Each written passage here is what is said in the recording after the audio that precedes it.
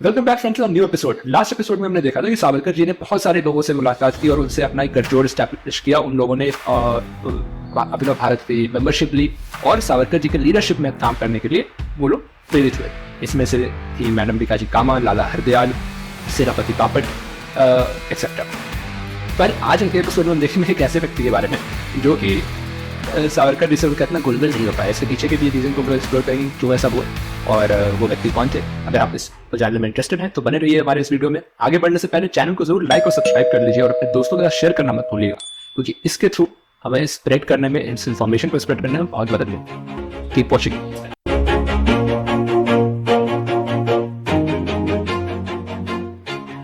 हमने पहले ही बहुत बार डिस्कस कर रखा है दोस्तों कि विनायक बहुत ज्यादा इन्फ्लुएंस थे गैरिबाल्डी और मजीनी से। अब थोड़ा इनका बैकग्राउंड देख लेते हैं। तो गैरिबाल्डी और मजीनी का इटली में वही औहदा है जो भारत में गांधी जी का है। They were called the father of nation.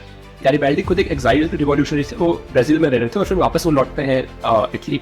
वहां पर आकर के वो मजीनी से अपना अलायंस फॉर्म करते हैं। और इटली उस समय बहुत फ्रैगमेंटेड था, जैसे कि आजादी से पहले भारत फ्रैगमेंटेड था। राजपूताना है या मुंबई प्रेसिडेंसी या बंगाल प्रेसिडेंसी की पॉलिटिकली यूनाइटेड इनके कंट्रोल में है सार्डिनिया और नेपल्स। और ये नेपल्स और सिचिली, इनको कहा जाता है टू सिचिली स्टेट्स। हिस्ट्री में इटली के सदर्न पार्ट पर कंट्रोल था स्पेन का। ठीक है, इटली के नॉर्दर्न पार्ट में आइए। इटली के नॉर्दर्न पार्ट में इटालियन स्टेट्स और वेनेशियन स्टेट दो मुख्य स्टेट्स हैं मिड 17th सेंचुरी में। इटालियन स्टेट फ्रांस के साइड है और वेनेशियन स्टेट ऑस्ट्रिया हंगरी के। गैरिबाल्डी और मजीनी ने ऑस्ट्रियन एम्पायर से संघर्ष किया और एक यूनाइटेड इटली, जिसको आज मैप पे देखते हैं, उसका नींव डाला। अब सावरकर इन्हीं से क्यों प्रभावित हुए? क्योंकि इनमें और भारत के सिचुएशन में बहुत similarities. Just like Italy Bharat में बहुत फ्रैगमेंटेड था, जस्ट लाइक इटली यहाँ के भी लोग थे जिसमें रेवोल्यूशनरी एक्टिविटी करने का ज़ील था, क्योंकि 1857 में हमने देखा। जस्ट लाइक गैरिबाल्डी और मजीनी जिनके पास रिसोर्सेज नहीं थे, आर्म्स नहीं थे, पर इन्होंने स्ट्रगल किया। वो स्पेन गए, वो अमेरिका गए, रिसोर्स और आर्म कलेक्ट किया और एक अपराइजिंग क्रिएट किया। सिमिलरली यही चीज सावरकर चाहते थे कि भारत में भी और हम लोग संघर्ष करें ब्रिटिश टाइम में, क्योंकि उनका मानना था कि एक में आज़ादी नहीं, आपको रिफॉर्म थोड़े बहुत मिल जाएंगे, आपको थोड़े बहुत गवर्नेंस में मेंबरशिप पार्टनरशिप मिल जाएगा, बट जो एक आज़ादी होती है, जो इज्जत होता है, सेल्फ रिस्पेक्ट होता है, वो आपको फीक में नहीं। इनसे प्रभावित होकर के उन्होंने गैरिबाल्डी और मजीनी के ऊपर एक ऑटोबायोग्राफी उनकी लिखी। इसका नाम उन्होंने दिया जोसेफ मजीनी याचे आत्मचित्र राजकरण, यानी पॉलिटिक्स एंड ऑटोबायोग्राफी ऑफ मजीनी। और इसको भारत भेजा। अपने छोटे भाई को इन्होंने काम दिया, बाबूराव को किया, इसको पब्लिश करो और सर्कुलेट कराओ। अब उस समय भारत के अंदर बहुत ज्यादा सेडिशियस एक्टिविटी ऑलरेडी चल रहे थे। पूना के अंदर चाप्टर ब्रदर्स हैं, वहाँ के कलेक्टर को मार दिया। बिहार के अंदर किंग्सफोर्ड जो वहाँ के जज थे, उसके ऊपर क्रांतिकारियों ने बम फेंक दिया था और उसके लाइफ पे अटैक किया था। तो ब्रिटिश काफी अलर्ट थे इस चीज को लेकर के कि सेडिशियस लिटरेचर इंडिया में प्रोपेगेट नहीं हो, क्योंकि इसकी वजह से क्रांतिकारी तत्व जागृत हो रहा है भारत में, एक स्पिरिट ऑफ रिवोल्यूशन राइज हो रहा है। ऐसे में किताब को पब्लिश कराना तो बड़ा कठिन काम, वो भी इस तरह की किताब को। तो बाबूराव ने युक्ति लगाई। मैंने कहा ना, रिवॉल्यूशन हमेशा बंदूक से नहीं होता है, बंदूक के साथ साथ दिमाग, और दिमाग का मतलब इनोवेशन बहुत ज्यादा चाहिए होता है। तो यहाँ पर बाबूराव ने क्या इनोवेशन किया कि उन्होंने अभिनव भारत माला करके एक पब्लिकेशन सीरीज स्टार्ट की, जिसमें क्या पब्लिश किया, तो पहले तो शिव तांडव स्रोत पब्लिश कर दिया, उसके बाद दुर्गा सप्तशती पब्लिश कर दिया, उसके बाद शिवाजी की वीर गाथा पब्लिश ऐसे ही कर दी। जब ब्रिटिश आगे देख रहे हैं, वहाँ पे वर्नाकुलर प्रेस एक्ट था, लोगों जो भी पब्लिश कर रहे थे वो बहुत स्क्रूटनाइज होता था, तो वो देख रहे थे इसमें उस एडिशन तो दिख नहीं रहा। तो जब उन्होंने देखा कि यार ब्रिटिश थोड़ा सा ना ढीले पड़ रहे हैं इस चीज को लेकर, तब उन्होंने सही मौका भांपा और जो किताब सावरकर ने लिख करके भेजी थी, बायोग्राफी ऑफ मजीनी, उसको पब्लिश करवा डाला। शाबाश बेटा। आप यकीन नहीं करेंगे, वो किताब पब्लिश होते के साथ 1 महीने के अंदर हाथों हाथ बिक गई। 1 रुपये उसका दाम रखा गया था। उसको किताब को लोग पढ़ते थे, बहुत बार ग्रुप में पढ़ते थे और उस पर चिंतन करते थे, डिस्कशन होता था। अचीवमेंट, इसका इम्पैक्ट मैं सीधे सीधे इस बात से दिखाऊंगा कि ब्रिटिश का इस पर रिएक्शन क्या हो रहा है। अगर सीधी सी बात है, अगर किताब इतना ज्यादा कुछ प्रॉब्लमेटिक नहीं होता तो ब्रिटिश पे इतना रिएक्शन नहीं करते। यहाँ जो गवर्नमेंट ऑफ बॉम्बे के एडवोकेट जनरल है E.B. राइकस, वो बोलते हैं इससे ज्यादा सेडिशनरी मटेरियल हो नहीं सकता है, एंड अनफॉर्चुनेटली इसके सेडिशन को हम लोग प्रूव भी नहीं कर सकते। यहाँ पर आती है चतुराई सावरकर जी की बुक लिखने की चतुराई। उन्होंने क्या किया कि इस बुक में कहीं पे भी ये नहीं बोला कि आप भारतवासी उठो और अपराइजिंग करो, ब्रिटिश गवर्नमेंट को तहस नहस कर दो। उन्होंने लिखा कि मजीनी कैसे उठे थे और कैसे उन्होंने ऑस्ट्रियन एम्पायर को तहस नहस कर दिया। आज साफ है कि अगर आप कोई भी भारतीय इसको पढ़ेगा तो उसके अंदर भी इस तरह की चेतना जागृत हो जाएगी। और अगर सावरकर जी से पूछा जाता था कि आपने ऐसा किताब क्यों लिखा, या पब्लिकेशन हाउस से पूछा जाएगा कि आपने क्यों पब्लिश किया, तो वो सीधी सादी बात बोलेंगे यार ये तो मजीनी की ऑटोबायोग्राफी है, उन्होंने तो पहले से लिख रखी है, यूरोप में ऐसे ही सर्कुलेटेड है, it's not a bad book. मुझे मारो मारो नहीं, ये मजाक हो रहा है, एक सेकंड यार, मजाक हो। तो ये चतुराई आप समझिए कि कोई आदमी, एक होता है बुक लिख देगा, वो भी अपने में बहुत बड़ी बात है। दूसरा कि ऐसी बुक लिखना कि जो डायरेक्टली ऑडियंस से कनेक्ट हो जाए, और तीसरा कि उसको ऐसा लिखना कि सामने वाला समझ में आए कि बहुत अच्छे तरीके से कहाँ बदमाशी कर रहा है यार वे, नहीं उसके हाथ बंधे हुए। आजकल देखना आप उसको सोचिए दोस्तों, आज भी बहुत सारी ऐसी फिल्म पब्लिश होती है, फॉर एग्जाम्पल कश्मीर फाइल्स, और महीने भर पहले केरला स्टोरी आई थी, इसको लेफ्ट विंग ऑर्गेनाइजेशन ने और मीडिया हाउस काफी उसमें क्रिटिक भर भर के जम के किया था। लेकिन क्या हुआ, जो चीज ऑडियंस के दिल को छूती है वो ऑडियंस वर्ड ऑफ माउथ से उसको फैला देती है। और मैं मानता हूँ उस जमाने में जो किताब पढ़ी गई होगी और उसके बातों को आत्मसात किया होगा, वो आज के मूवी देखने से ज्यादा स्ट्रगल था। क्योंकि पहली बात इस समय कोई सोशल मीडिया पे, दूसरी बात किताब पढ़ के डिस्कशन करके समझना, 3 घंटे के मूवीज को देख कर फिर और उससे इन्फ्लुएंस होने से ज्यादा कठिन काम ऑन एडिट। खैर, व्हाट आई वांटेड टू से कि जो आज हम लोग देख रहे हैं जिस तरीके का स्ट्रगल एक मूवी का है, वो स्ट्रगल उस जमाने में भी था और उससे 10 गुना ज्यादा था। लेकिन डिस्पाइट ऑफ दैट जो हमारे क्रांतिकारी थे वो हौसला नहीं होता, दे वर ऑलवेज स्पिरिटेड कि यार तुम एक दीवार बंद करो, हम दूसरी दीवार से एंट्री मारे। अब एंट्री होती है एक ऐसे बंदे की जो कि जिनका सावरकर जी के साथ कभी भी तालमेल ज्यादा जमा नहीं। ये बंदे थे महात्मा गांधी, हमारे सो कॉल्ड जिनको हम मानते हैं father of nation Bharat. Gandhi ji का उस समय तक बहुत स्टेचर बढ़ चुका था। बोर वॉर जो साउथ अफ्रीका में चल रहा था उसमें उन्होंने पार्टिसिपेट किया था, unfortunately on the side of British. British को जो पता चला कि बोअर्स जो रहते हैं वहां पे ग्रुप है और उनके जमीन में डायमंड मिला है, तो उन्होंने, जैसा कि इम्पीरियलिस्टिक पावर था, लालची लोग थे ब्रिटिश, उन्होंने अटैक कर दिया और गांधी जी ने उसको सपोर्ट किया। He created a volunteer core और उसमें उन्होंने ज्वाइन किया और रिक्रूट कराया लोगों। अब लोग जब उनसे बात पूछते हैं कि गांधी जी बात बताइए कि ब्रिटेन तो इंडिया को भी लूट रहा है, तो आप कैसे सपोर्ट कर सकते हैं उनको again in the war against Boers? तो उनका कहना था कि my sympathy is with Boers but my loyalty is with British. अब ये बात तो भाई मैंने 4 बार पढ़ी, समझने की कोशिश की, मुझे नहीं समझ में आई।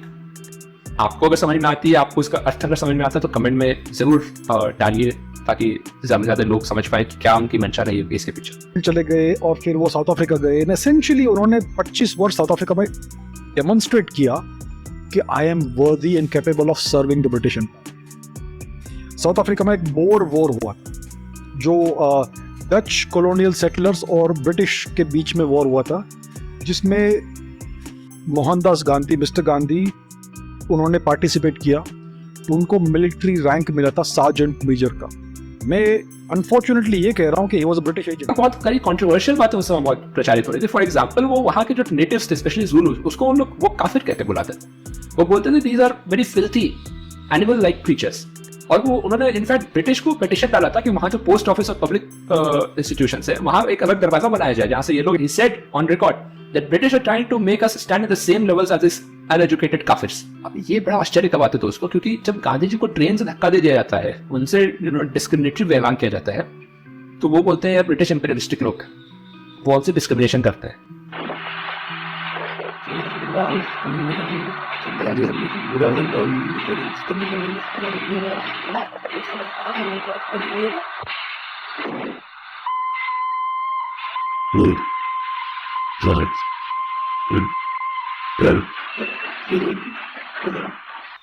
ऑन अदर साइड आप उसी ब्रिटिश से पिटिशन कर रहे हो कि आप ज़ुलूस और अदर ट्राइब्स के साथ डिस्क्रिमिनेशन कर रहे हो because they look like animals to you.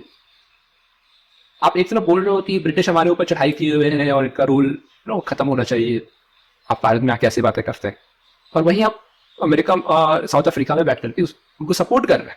ठीक है, आप हो सकता है आप में उतनी पावर नहीं रही होगी उस समय कि आप ब्रिटिश को अपोज कर सके, तो आप रिटर्न रह सकते थे।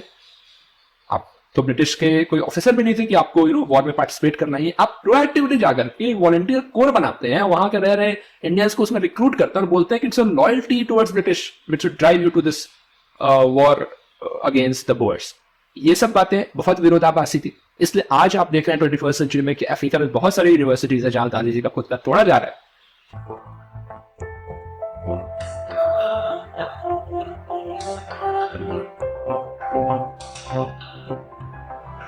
Mahatma Gandhi was a champion of non-violence in South Africa, blah, blah, blah, blah.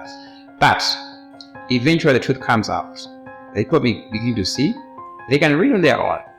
And we've got a record, letters from himself, Mahatma Gandhi, calling black people savages, black people kafirs, and he was never involved in the fight against apartheid when he was in South Africa actually.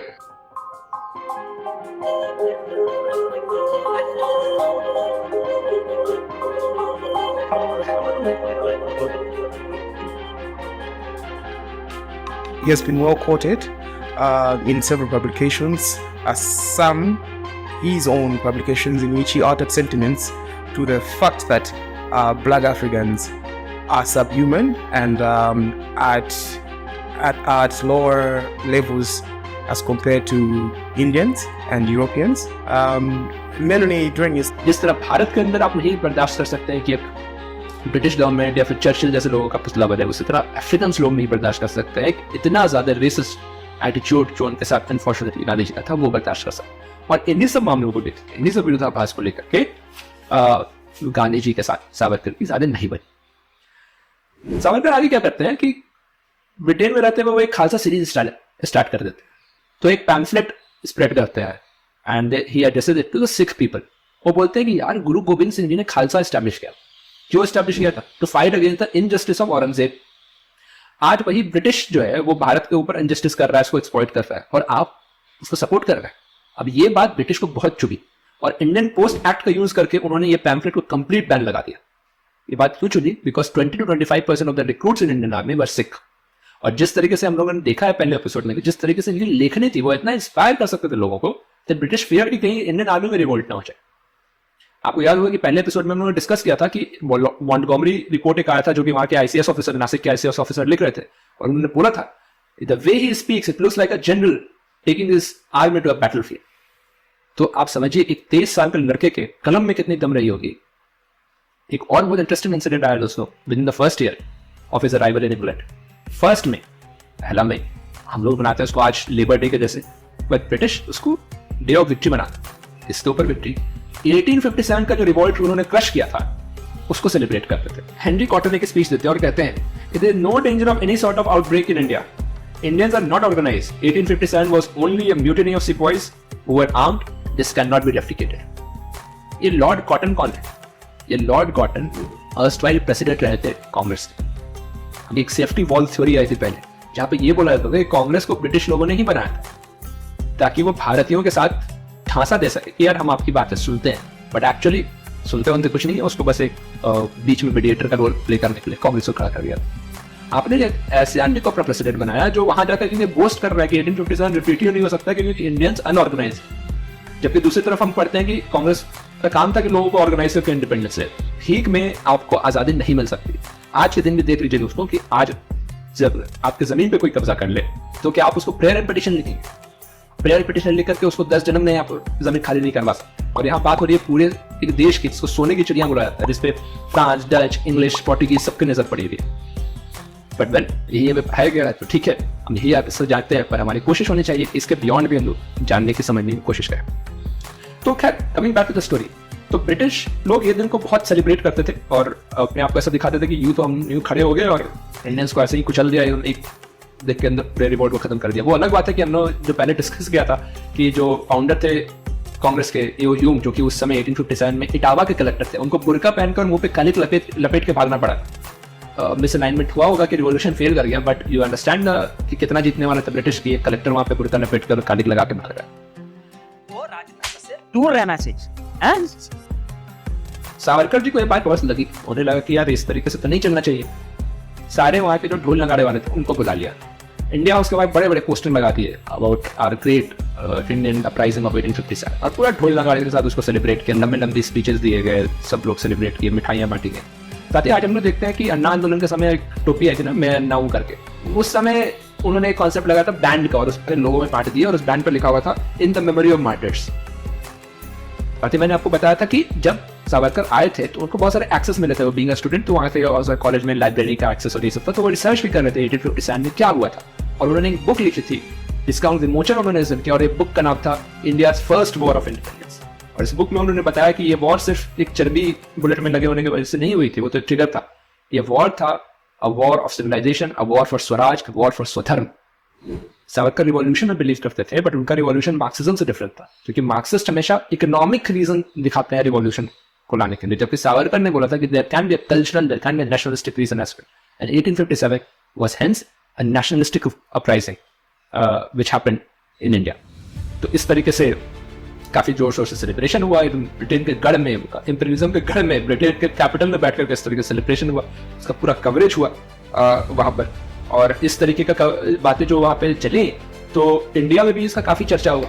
जो काल एक यहाँ का अखबार था, उन्होंने बढ़ चढ़ के इसको लिखा and mention that Savarkar has such a spirit of hope for youth in India.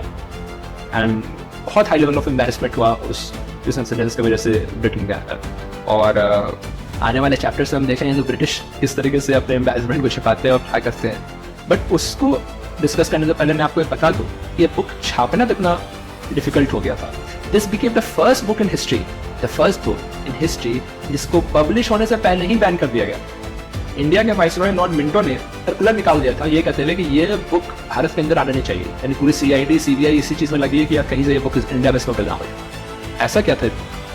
तो सोचिए कि एक 23 साल का लड़का एक ऐसा बुक लिखता है जो लोगों से को इंस्पायर करने में, इंस्टिगेट करने में इतनी क्षमता रखती है। और पूरा ब्रिटिश कोई SP DSP नहीं, वाइसरॉय तक अपने कुर्सी पर बैठ के इसी चीज की चिंतन कर रहा हो, तो क्या ओहदा रहा होगा, क्या स्टेचर रहा होगा, क्या बौद्धिक क्षमता रही होगी उस व्यक्तित्व की। और अनफॉर्चुनेटली कि उनके बारे में हमें कुछ नहीं पता। अब इस बुक को पब्लिश कैसे कराया गया? तो जब फ्रांस और जर्मनी में ये लोग गए पब्लिश कराने, कोई भी पब्लिशर तैयार नहीं होता इस बुक को पब्लिश करने। तो अगेन रिवॉल्यूशन मीन्स इनोवेशन। इन्होंने हवा उड़ा दी कि फ्रांस में हमें एक पब्लिशर मिल गया और एक बुक मास में छपवाएंगे। जैसे ये हवा उड़ी तो पूरा फ्रेंच गवर्नमेंट और ब्रिटिश गवर्नमेंट एकदम रेड मारने लगा, फ्रांस में मारने लगा, कहाँ छप रहा है, कौन छाप रहा है, राइट। ये बस अटेंशन डाइवर्ट करने का काम। तो ये हॉलैंड निकल गए और हॉलैंड में इन्होंने बुक छपवा ली, उसके 500 कॉपीज, और उसको जहाँ तक हो सकता था सर्कुलेट कर दिया। And this book became the Gita for all the inter revolutionaries for next 40-50 years. Second edition छापा बीकाजी कामा ने फ्रांस से अगले साल। थर्ड एडिशन इसका छापा लाला हरदयाल ने अमेरिका के अंदर। फोर्थ एडिशन इसका छापा, गेस करिए, अगर आप गेस करते हैं तो आपको एक नेशनलिस्टिक थम्स अप मिलेगा मेरे साइड से। फोर्थ एडिशन इसका छापा भगत सिंह ने। भगत सिंह फाउंडर थे HSRA के, और HSRA के मेंबरशिप के लिए 3-4 किताबें पढ़ने, एक बुक लिस्ट थी, उसको पढ़ना जरूरी था। और उसमें से एक बुक था फर्स्ट वॉर ऑफ इंडिपेंडेंस। लोग आज बहुत डिवाइडिंग लाइन क्रिएट करते हैं कि भगत सिंह तो शहीद आजम थे और सावरकर कुछ भी नहीं थे। शायद वो भूल गए हैं कि भगत सिंह खुद सावरकर को अपना गुरु मानते थे, और सिर्फ मौखिक रूप पे नहीं, इतने लेवल पे उनको फादर ऑफ रिवॉल्यूशन मानते थे कि अपने ऑर्गेनाइजेशन के अंदर आने के लिए उन्होंने क्राइटेरिया बना रखा था कि आपको ये बुक पढ़नी ही होगी, समझ के पढ़ेगा। 5th वॉल्यूम इसका छपवाया था नेताजी सुभाष चंद्र बोस ने, जापान में रहते हुए अपनी क्रांति आंदोलन के दौरान। तो आप समझिए कि ऐसा व्यक्तित्व जो कि ना सिर्फ बम गोली बारूद की बातें कर रहा है, बल्कि अपने कलम से इतने लोगों को इंस्पायर कर रहा है। एक ऐसा व्यक्तित्व जो सिर्फ ना 5-10 साल बल्कि अगले 40-50 साल तक लोगों को इंस्पायर कर रहा है, अलग अलग जनरेशन के रिवॉल्यूशनरीज को इंस्पायर कर रहा है। एक ऐसा व्यक्तित्व जो कि वैसे लोगों को इंस्पायर कर रहा है जो उस समय पैदा भी नहीं हुए थे। ये बुक लिखी गई थी 1906-1907 के अराउंड, और उस समय शायद भगत सिंह की पैदाइश में नहीं हुई थी, और सुभाष चंद्र बोस मुश्किल से 5-10 साल के रहे। तो वैसे व्यक्तित्व के बारे में अगर नहीं जानते हैं तो ये हमारे हिसाब से हम खुद अपने साथ करते हैं। अगर आपको आज का ये एपिसोड इंटरेस्टिंग लगा दोस्तों, कुछ नया इन्फॉर्मेशन अगर आपको मिला, तो आप चैनल को जरूर लाइक करिए और सब्सक्राइब करिए। साथ ही इसको अपने दोस्तों के साथ, अपने सर्कल में डिस्ट्रीब्यूट करिए। आपका कुछ ऑब्जर्वेशन है, कुछ कमेंट्री है, तो कमेंट बॉक्स में जरूर डालिएगा। This is the next episode, take care, bye bye, see you.